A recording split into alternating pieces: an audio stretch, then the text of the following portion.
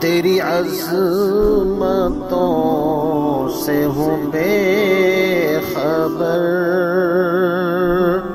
یہ میری نظر کا قصور ہے۔ أعوذ بالله من الشيطان الرجيم، بسم الله الرحمن الرحيم۔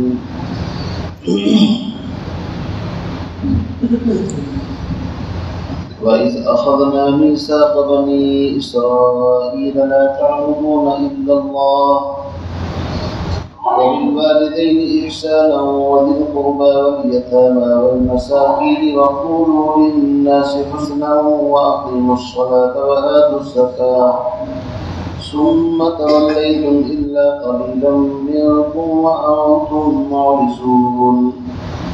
صدق اللہ العظیم۔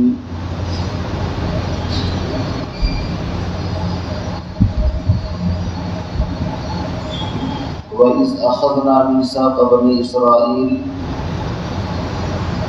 اور وہ وقت قابل ذکر ہے، یعنی اس وقت کو یاد کیجئے جب ہم نے بنی اسرائیل سے پختہ عہد اور پیمان لیا۔ کس چیز کا عہد لیا؟ تقریباً 8 چیزیں ہیں جن کا تذکرہ یہاں پر ایک کے بعد ایک آ رہا ہے۔ سب سے پہلا عہد لیا تھا ان سے توحید کا، اللہ کی وحدانیت کا، چونکہ بغیر توحید کے انسان کی کوئی عبادت معتبر نہیں ہے۔ تو فرمایا وَإِذْ أَخَذْنَا مِيثَاقَ بَنِي إِسْرَائِيل، اس وقت کو یاد کرو جب ہم نے بنی اسرائیل سے عہد لیا۔ کس چیز کا عہد؟ لا تعبدون الا اللہ، عبادت نہیں کرنی مگر اللہ کی، یعنی صرف اور صرف عبادت اور بندگی اللہ کی کرنی ہے۔ اللہ کی عبادت اور بندگی میں کسی کو شریک نہیں ٹھہرانا۔ دوسری چیز وَبِالْوَالِدَيْنِ إِحْسَانًا، اور والدین کے ساتھ حسن سلوک کرنا ہے۔ قرآن مقدس میں کئی جگہ پر اللہ رب العزت نے جہاں اپنا حق بیان کیا ہے وہیں ساتھ ساتھ ماں باپ کا حق بھی بیان کیا ہے، اس لیے کہ اللہ رب العزت خالق حقیقی ہے اور ماں باپ خالق مجازی، یعنی مجازی طور پر دیکھ ریکھ، تعلیم، تربیت، ساری ضرورتیں ماں باپ پوری کرتے ہیں دنیا کے اندر، اور حقیقت میں یہ سب کام اصل میں اللہ کا ہے، اس لیے وہ خالق حقیقی ہے۔ تو خالق حقیقی کے بعد ماں باپ جو خالق ایک طریقے سے مجازی ہے، اللہ رب العزت نے اپنے حق کے بعد ان کے حق کا تذکرہ فرمایا۔ ویسے تو اگر صرف ایک ہی حق بیان کر دیا جاتا کہ اللہ کا حق ادا کرو، اسی کے اندر سارے حقوق آ جاتے ہیں، لیکن الگ الگ کر کے ان کی اہمیت، ان کی عظمت کو بیان کیا۔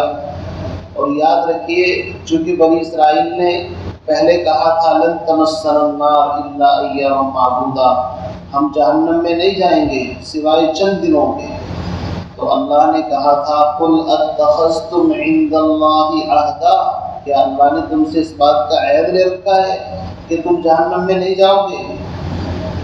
تو اللہ نے یہاں پر عہد کا ذکر فرمایا کہ ہم نے بنی اسرائیل سے اس بات کا کوئی عہد نہیں لیا تھا کہ تمہیں جہنم میں نہیں بھیجیں گے۔ اگر عہد لیا تھا تو ان چیزوں کا لیا تھا کہ اللہ کے ساتھ کسی کو شریک نہیں ٹھہرانا، اللہ کی توحید کو خالص رکھنا، ماں باپ کے ساتھ حسن سلوک کرنا۔ یہ تقریباً 8 چیزیں ہیں جن کا عہد بنی اسرائیل سے لیا تھا۔ تو فرمایا ان کو تو تم نے پورا کیا نہیں، بس اپنے ذہن سے ایک عہد گھڑ لیا کہ اللہ ہم کو جہنم میں نہیں بھیجے گا۔ اور یہ وہ احکام ہیں جو تورات، انجیل پہلی آسمانی کتابوں کے اندر بھی تھے، یاد رکھیے، اسی لیے کہ اللہ نے بنی اسرائیل کا ذکر فرمایا کہ ان سے عہد دیا تھا۔ پتہ یہ چلا کہ یہ 8 باتیں ان کی کتاب کے اندر بھی تھی، اور یہ 8 باتیں یہاں قرآن کے اندر بھی ہیں، چونکہ آسمانی جو کتابیں ہیں ان کی جو موٹی موٹی اہم باتیں ہیں وہ سب میں مشترک ہیں۔ یہ 8 چیزیں وہ ہیں جن کا تعلق کسی خاص امت اور قبیلے سے نہیں۔ آپ دیکھیے کتنی اہم باتیں ہیں، اگر انسان صرف ان 8 باتوں کو زندگی کے اندر داخل کرے تو میں کہتا ہوں کہ پورے دین پر سمجھو چل پڑا۔ سب سے پہلی چیز فرمایا وَإِذْ أَخَذْنَا مِيثَاقَ بَنِي إِسْرَائِيلَ، اس وقت کو یاد کرو جب ہم نے بنی اسرائیل سے عہد دیا، میثاق پختہ عہد، لا تعبدون الا اللہ، اللہ کے علاوہ کسی کی عبادت اور بندگی نہیں کرنی، وبالوالدین احسانا، اور دوسری چیز اپنے والدین کے ساتھ احسان، حسن سلوک۔ احسان کا مطلب ہوتا ہے ان کے حقوق کی مکمل رعایت۔ حسن سلوک کا مطلب 3 چیزیں ہیں۔ سب سے پہلی چیز ان کو کوئی ایذا اور تکلیف نہ پہنچائی جائے، ولا تقل لهما اف، ان کو اف تک کہنے کی اجازت نہیں، ولا تنہرهما، ان کو جھڑکنے کی اجازت نہیں۔ پارہ نمبر 15 سورہ بنی اسرائیل کے اندر آئے گا وَقَضَىٰ رَبُّكَ أَلَّا تَعْبُدُوا إِلَّا إِيَّاهُ وَبِالْوَالِدَيْنِ إِحْسَانًا، کہ ہم نے تم سے اس بات کی تاکید کی کہ اللہ رب العزت کی عبادت اور بندگی کرنا اور والدین کے ساتھ حسن سلوک کرنا، اور پھر تفصیل کے ساتھ ماں باپ کے حقوق کو بیان فرمایا۔ وَبِالْوَالِدَيْنِ إِحْسَانًا اما یبلغن عندک الکبر احدہما او کلاہما، اگر وہ دونوں یا ایک بڑھاپے کو پہنچ جائے تو قرآن کہتا ہے فلا تقل لہما اف، یہ عربی زبان میں سب سے کم درجہ ہے، یعنی اف منہ بھی نہیں بنانا ان کو دیکھ کر کے، اور جھڑکنا تو دور کی بات، ولا تنہرہما وقل لہما قولا کریما، ان سے ہمیشہ نرم اور میٹھی اور اچھی باتیں کرنا۔ وَاخْفِضْ لَهُمَا جَنَاحَ الذُّلِّ مِنَ الرَّحْمَةِ، اور ان کے سامنے اطاعت کے ساتھ اپنے بازو کو جھکا دینا، جیسے ایک فرما بردار غلام اپنے آقا کے سامنے رہتا ہے۔ کتنی پیاری تعلیم ہے، ان کے سامنے اطاعت کے بازو ڈال دینا۔ وَاخْفِضْ لَهُمَا جَنَاحَ الذُّلِّ مِنَ الرَّحْمَةِ وَقُلْ رَبِّ ارْحَمْهُمَا كَمَا رَبَّيَانِي صَغِيرًا، اور اپنے پروردگار کے سامنے ہاتھ پھیلا کر کے ان کے لیے دعا بھی مانگنا، الہی جیسے بچپن میں انہوں نے مجھے پالا ہے، آج میں اس لائق ہوا ہوں، جوان ہوا ہوں، وہ بوڑھے ہو گئے، مجھے بھی ان کی خدمت کرنے کی توفیق عطا فرما۔ تو اس طریقے سے قرآن پاک میں کئی جگہ پر سورہ لقمان کے اندر بھی ہے وبالوالدین احسانا، ماں باپ کے حق کے بعد، یعنی یوں سمجھیے حقوق اللہ کے اندر سب سے بڑا حق اللہ کا ہے، اور اللہ کا حق یہ ہے کہ اس کی توحید میں کسی کو شریک نہ ٹھہرایا جائے، اس لیے کہ اتنا بڑا گناہ ہے، اللہ نے بھی کہہ دیا جو شرک کرے گا بھائی اس کو میں بھی معاف نہیں کروں گا، اللہ بھی بڑا ناراض ہوتا ہے شرک سے۔ اس کے علاوہ جس کو چاہوں گا معاف کروں گا، چونکہ اس نے تو اللہ کے حق میں ڈاکہ ڈال دیا، چوری کر دی، اگر توحید میں کسی کو شریک ٹھہرا رہا ہے تو اس سے بڑا جرم کیا ہوگا۔ پیدا اس نے کیا، کھانے کو وہ دیتا ہے، ساری ضرورتیں وہ پوری کر رہا ہے، اور اپنی پیشانی اور ہاتھ کسی اور کے سامنے جا کر کے جھکا دیے تو اللہ ناراض ہوگا یا راضی ہوگا؟ تو سب سے بڑا حق حقوق اللہ کے اندر اللہ کا حق ہے۔ پھر حقوق العباد کی جو لسٹ ہے بندوں کا حق، ان میں سب سے پہلے حق ماں باپ کا حق ہے۔ اسی لیے حدیث کے اندر فرمایا کہ اللہ کی رضا اور ناراضگی ماں باپ کی رضا اور ناراضگی کے اوپر موقوف ہے۔ اگر باپ ناراض تو سمجھو اللہ بھی ناراض، ماں ناراض تو سمجھو اللہ بھی ناراض، سمجھے نہیں؟ اس لیے ماں باپ کے 3 حق ہیں، ایک تو یہ ان کو تکلیف نہ پہنچائی جائے، سب سے پہلی چیز، دوسری چیز مالی خدمت کی جائے، اور تیسری چیز بدنی خدمت ان کی جائے۔ یہ 3 حق اہم ہیں۔ ایک صحابی نبی علیہ السلام کی خدمت میں حاضر ہوئے اور پوچھا مجھ پر سب سے زیادہ حق کس کا ہے؟ آپ نے فرمایا تیری ماں کا حق ہے۔ پھر پوچھا کس کا حق؟ فرمایا تیری ماں کا حق ہے۔ پھر پوچھا کس کا حق؟ آپ نے فرمایا تیرے باپ کا حق ہے۔ یعنی ماں کا حق ایک طریقے سے باپ سے بھی زیادہ ہے، چونکہ وہ 9 مہینے تک بڑی تکلیفوں کے ساتھ پیٹ کے اندر رکھتی ہے، اس تکلیف کا کوئی بدل دنیا کے اندر نہیں ہو سکتا۔ اور جب دنیا میں آنے کا ذریعہ ہوتا ہے تو اتنی تکلیف، موت اور زندگی کا مرحلہ ہوتا ہے، اور پھر اس کے بعد اپنے آرام کو قربان کر دیتی ہے۔ رات کو بچہ پیشاب کر دے اس کی قربانی کرتی ہے، اس کو سوکھے کے اندر سلائے گی، خود گیلے کے اندر لیٹ جاتی ہے۔ تو ماں کا حق باپ سے بھی زیادہ، لیکن یاد رکھیے حدیث کے اندر فرمایا ماں کے قدموں کے نیچے جنت، اور باپ جنت کے دروازوں میں سے بہترین دروازہ ہے۔ اس لیے ایک دوسرے پر اگر آپ دیکھیں گے بعض اعتبار سے باپ کی فضیلت زیادہ ہے، چونکہ وہ کما کر کے لاتا ہے، محنت کرتا ہے، اور گھر کے اندر لا کر کے عورتوں کی ذمہ داری ہے کہ وہ اس کو صحیح طریقے سے خرچ کرے۔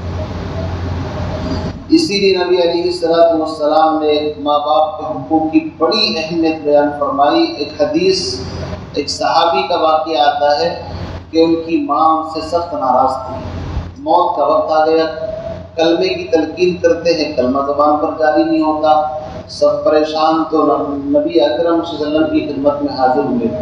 آپ تشریف لائے اور آپ نے پوچھا کہ تمہارا اپنے بیٹے کے ساتھ اور تمہارا بیٹے کے ساتھ سلوک کیسا ہے؟ فرمایا دینداری میں تو کوئی کمی نہیں، چونکہ صحابہ سب کے سب ہوتے، البتہ کچھ تھوڑی میری ناراضگی ان سے رہتی ہے۔ آپ نے فرمایا ان کو معاف کرو۔ کہا نہیں، اگر آپ کا حکم ہے تو معاف کر دوں گی، لیکن مشورہ ہے تو پھر قبول نہیں۔ آپ نے فرمایا لکڑیاں اکٹھی کرو۔ ماں نے پوچھا کس وجہ سے؟ فرمایا کہ ہم اس کو تمہارے سامنے جلائیں گے، ورنہ تو موت کے بعد بھی تو یہی انجام ہوگا۔ تو ماں ہوتی ہے۔ یاد رکھیے دنیا میں سب سے پاکیزہ رشتہ ماں باپ کا ہے، وہ کبھی اپنی اولاد کی ترقی سے ناراض نہیں ہوتے، کبھی ان کے دل میں حسد پیدا نہیں ہوتا، بلکہ چاہے تم ناراض بھی رہو اور تمہاری ترقی ہو تو ان کو خوشی ہوتی ہے، اولاد تو میری ہے نا۔ تو اتنا پاکیزہ مقدس رشتہ۔ فرماتے ہیں اس صحابیہ نے کہا میں معاف کرتی ہوں۔ جیسے ہی انہوں نے کہا معاف کرتی ہوں، زبان پر کلمہ جاری ہوا اور روح پرواز کر گئی۔ تو یہ چھوٹا سا نمونہ بتایا گیا کہ ماں باپ کی ناراضگی کتنی اہمیت رکھتی ہے۔ ماں باپ کی خدمت کی وجہ سے حضرت اویس قرنی کا واقعہ مشہور ہے کہ ماں کی خدمت کی وجہ سے نبی علیہ السلام کے زمانے میں پیدا ہوئے، چاہتے تو صحابیت کا شرف حاصل کر سکتے تھے، یعنی نبی کے ہاتھ پر ایمان لا کر کے نبی کی زیارت کرنا کتنا بڑا احساس، لیکن آج کل ماں کی خدمت کی وجہ سے نہیں آ سکے۔ تو اللہ کے نبی نے فرمایا حضرت عمر سے شاید میرے بعد تمہاری ملاقات ہو، میری امت کے حق میں اس سے دعا کرانا۔ یہ ماں کی خدمت نے ان کو اس مقام پر پہنچایا۔ تو آج ہم اس چیز کے اندر بڑی کوتاہی کرتے ہیں کہ ماں باپ کا حق اور ان کو نظر انداز کرنا ہے۔ جو بیوی کی محبت میں اتنے گرفتار کہ ماں باپ کے حق کو بھلا دیا، یا بعض اناڑی ایسے ہیں کہ ماں باپ کے حق کو اتنا ادا کرنے کی کوشش کرتے ہیں کہ بیوی کو اگنور کر دیتے ہیں۔ یہ دونوں افراط اور تفریط ہیں۔ ہم ایسے لوگوں کو بھی جانتے ہیں۔ ماں باپ کے حق کی لمٹ ہے، کہاں تک، سمجھے نہیں؟ ایک اصول اور ضابطہ بیان کر دیا، لا طاعت لمخلوق فی معصیت الخالق۔ اللہ رب العزت کی نافرمانی اگر شروع ہو جائے تو پھر مخلوق کی اطاعت نہیں کی جائے گی۔ مخلوق کی اطاعت کا دائرہ ہے، ماں باپ کی بات کہاں تک مانی جائے گی، اس میں بھی دائرہ ہے۔ ماں باپ اگر شرک کے لیے کہیں، ماں باپ اگر کسی اور غلط کام کے لیے کہیں تو ان کی اطاعت نہیں کی جائے گی۔ جائز کام کے اندر، شرعی حدود کے اندر رہتے ہوئے ماں باپ کے احکام کی اطاعت کی جائے گی۔ اس لیے میرا عزیز دوستو، ماں باپ کا بڑا مقام ہے، بہت اونچے درجات ہیں، ہمیں ان کی قدر کرنی چاہیے۔ فرمایا وبالوالدین احسانا۔ اچھا عجیب بات یہ ہے، یہاں پر ماں باپ کے ساتھ حسن سلوک کا ذکر فرمایا تو ایمان کی بھی شرط نہیں ہے، یہ بھی یاد رکھیں۔ یعنی یہ نہیں کہ ماں باپ اگر مومن ہے تو ہی ان کے ساتھ حسن سلوک کیا جائے گا۔ اگر بالفرض وہ کافر، فاسق، مشرک اور گنہگار بھی ہیں تو چونکہ ان سے ہمارا رشتہ خون کا ہے ماں باپ ہونے کی حیثیت سے، تو ان کی عزت ایمان اور اسلام کی وجہ سے نہیں ہے، یہ اسلام کا عدل ہے، انصاف ہے۔ یعنی اگر یہ شرط لگا دی جاتی کہ ماں باپ اگر مومن ہے تب تو حسن سلوک کرنا، اور اگر نہیں ہے تو مت کرنا، قرآن نے یہ نہیں کہا۔ بلکہ ابراہیم علیہ السلام کا واقعہ سورہ مریم کے اندر آئے گا. باپ بت پرست، پورا خاندان بت پرستی کے اندر مبتلا، لیکن بار بار کیا کہہ رہے؟ وَاذْكُرْ فِي الْكِتَابِ إِبْرَاهِيمَ إِنَّهُ كَانَ صِدِّيقًا نَبِيًّا إِذْ قَالَ لِأَبِيهِ یا ابتی یا ابتی یا ابتی. بار بار اے میرے والد محترم، اے والد بزرگوار، آپ کیوں ان کی پوجا کرتے ہیں جو نہ سن سکتے ہیں، نہ بول سکتے ہیں، کچھ بھی نہیں کر سکتے؟ بلکہ جب باپ نے ان کو ڈانٹا، لَئِن لَّمْ تَنْتَهِ لَأَرْجُمَنَّكَ وَاهْجُرْنِي مَلِيًّا، میں تجھے سنسار کر دوں گا، مار دوں گا. یاد رکھیے، عقیدے کا رشتہ، مذہبی رشتہ، خون کے رشتے پر بھی غالب آ جاتا ہے. سمجھ رہے آپ؟ انسان عقیدے میں اتنا اندھا ہو جاتا ہے کہ اپنی اولاد کی بھی پرواہ نہیں کرتا. ابراہیم علیہ السلام نے کہا کہ میں تجھے مار ڈالوں گا، اور ابراہیم علیہ السلام کیا کہہ رہے؟ یا ابتی، اے والد محترم، سأستغفر لک ربی، میں اگر چلا بھی گیا تو بھی آپ کے لیے استغفار کروں گا. اس سے نمونہ ملتا ہے کہ ایک نبی اپنے والد کے ساتھ جو مشرک ہے، بت پرست ہے، کس طرح ادب کے ساتھ پیش آ رہا ہے. تو ماں باپ اگر نعوذ باللہ مومن نہیں ہے اور کافر مشرک بت پرست ہے تو بھی ان کی عزت اور احترام میں کوئی کمی نہیں کی جائے گی. ایک صحابی نے کہا اپنے بچے کی شکایت کر دی نبی علیہ السلام سے، اس کی ماں کا انتقال ہو گیا، میں نے بچپن میں ماں کی طرح اس کو پالا اور میں نے اس کی ہر ضرورت کا خیال رکھا، لیکن آج یہ بڑا ہو گیا تو مجھ سے بات کرنے کو تیار نہیں. اور وہ بچہ بھی وہیں پر تھا. اللہ کے نبی نے اس کا ہاتھ پکڑا اور اس کے باپ کے ہاتھ میں تھما دیا، اور آپ نے فرمایا انت ومالک لابیک، تو بھی اور تیرا مال بھی تیرا باپ کا مال ہے. کتنا بہترین جملہ فرمایا کہ تو بھی تیرے باپ کا مال ہے، اور جو تو کماتا ہے وہ بھی تیرے باپ کا ہے.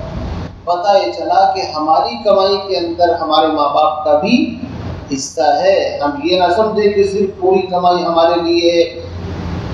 بس اللہ معاف فرمائے، آج کل تو ہم لوگ یورپ اور امریکہ کے نقش قدم پر چلنے کو فخر سمجھتے ہیں. جانتے ہیں وہاں پر فیملی نظام درہم برہم ہے، ماں باپ ان سے بھی جاب کرواتے ہیں، ہے نا؟ اور جب وہ اس لائق نہیں رہتے تو ان کو کہاں ڈالتے ہیں؟ پھر آپ کو پتہ ہے اولڈ ہوم کیا بنا رکھے انہوں نے، اس کے اندر ڈال دیتے ہیں. سال بھر میں کبھی ان کے اس کے اوپر کیا بولتے ہیں، برتھ ڈے وغیرہ، کبھی کارڈ وارڈ بھیج دیا یا کبھی فون پر ہائی ہیلو کر لیا، بس اسی کو کیا سمجھتے ہیں؟ ماں باپ کا حق ادا کر دیا.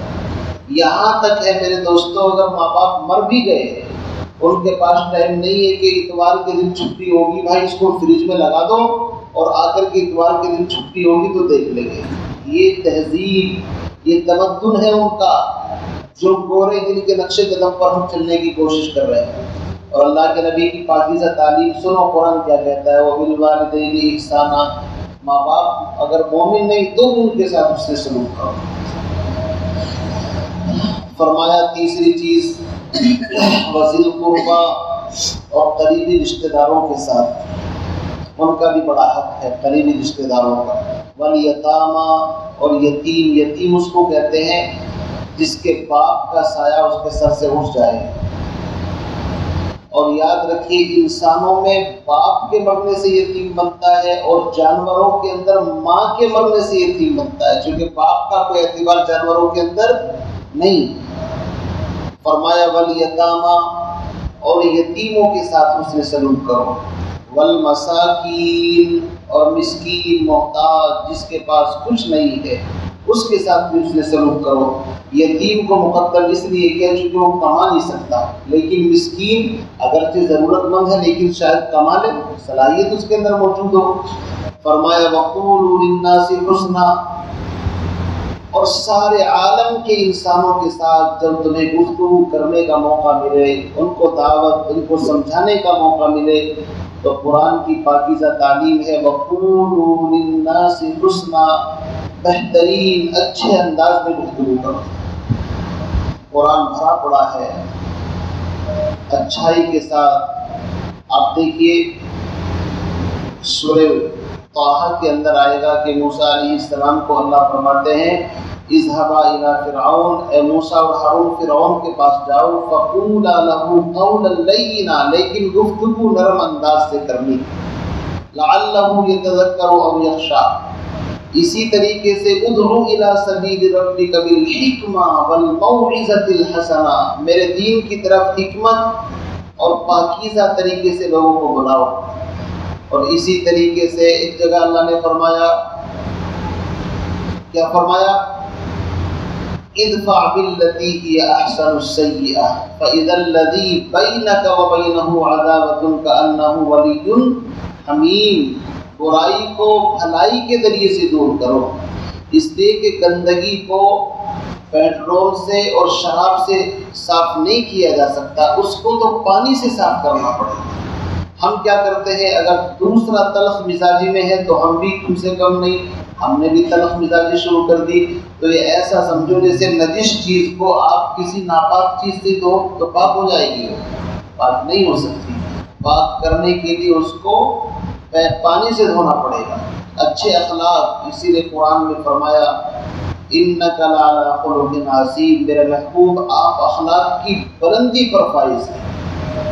اور اللہ نے فرمایا نبی جی ولو كنت فظا غلیظ القلب لانفضوا من حولک، اگر آپ سخت دل بد زبان ہوتے تو یہ 1 لاکھ اور 1.25 لاکھ صحابہ کا مجمع آپ کے قریب نہ آتا۔ فاعف عنہم واستغفر لہم وشاورہم فی الامر، اس لیے ساری دنیا کے انسان مالی حقوق تو ادا نہیں کر سکتا تھا، لیکن زبان سے ان کے حقوق ادا کرنا آسان ہے۔